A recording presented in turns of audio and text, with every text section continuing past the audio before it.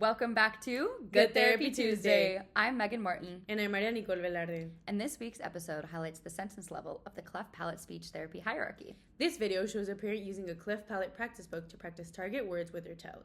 Each practice book works on different target sounds within sentences. Children should practice speech sounds 100 times a day if they want to improve. With these books, children can practice at home with their family or even on their own.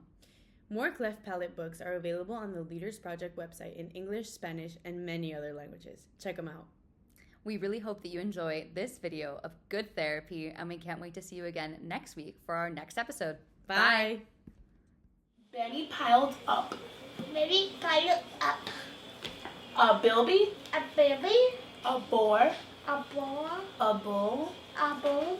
A puma. A puma. And a brown bear. And a dog.